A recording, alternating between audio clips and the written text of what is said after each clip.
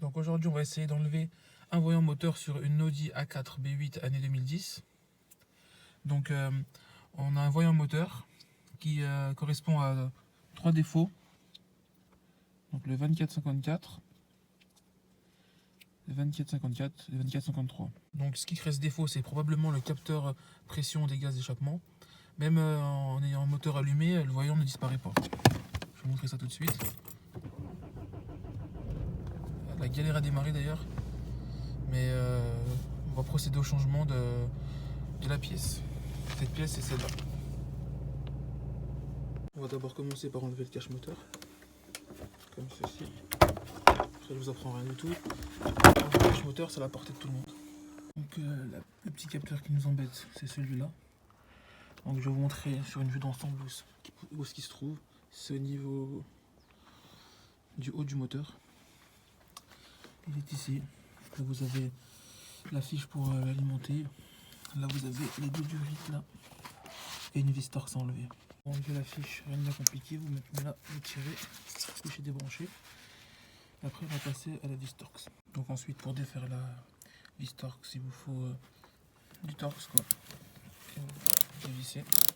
Je vais vous dire tout de suite du Torx en combien. Donc c'est une vis, une tête de vis Torx en 30. Et vous dévissez, ensuite il restera juste à enlever les durites. Pour ça moi j'ai pas de pince à durite, j'utilise une pince d'électricien qui fera entièrement l'affaire. Pour ce faire, vous prenez votre pince, vous pincez les colliers métalliques. Je vais vous les montrer si je peux. Vous mettez le collier métallique qui est là, vous le pincez. Vous descendez ici, vous descendez un peu plus bas, là pareil. Et après, le capteur viendra. Donc j'ai enfin réussi à enlever le capteur. Ça n'avait pas l'air difficile à première vue, mais ça l'était parce que les durites étaient assez bien, assez bien fixées au capteur. Du coup, je sais pas si c'est recommandé, mais j'ai dû chauffer les durites.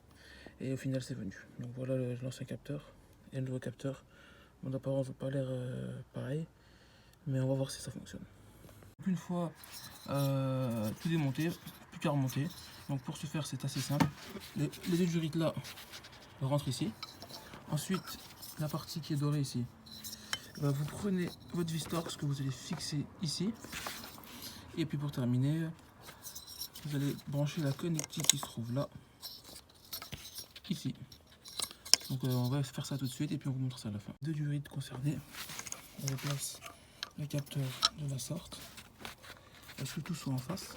Bon, c'était plus facile à remonter qu'à démonter en tout cas. Remis correctement. Plus qu'à essayer. Donc là, verdict, on passe au test en espérant que le voyant ait disparu. On va attendre que tout le voyant se déligne. Voilà, le voyant a disparu. Donc là, j'ai remis le contact pour vraiment être sûr. Donc la valise va procéder à une analyse. Et le verdict, on va voir ça tout de suite ensemble. Donc on va mettre pas de code, voilà.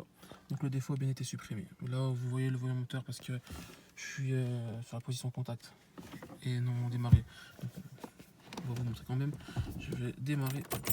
Comme vous pouvez le voir, le voyant disparu. Merci d'avoir regardé cette vidéo en espérant que ça puisse en aider certains. On se retrouve pour une prochaine vidéo.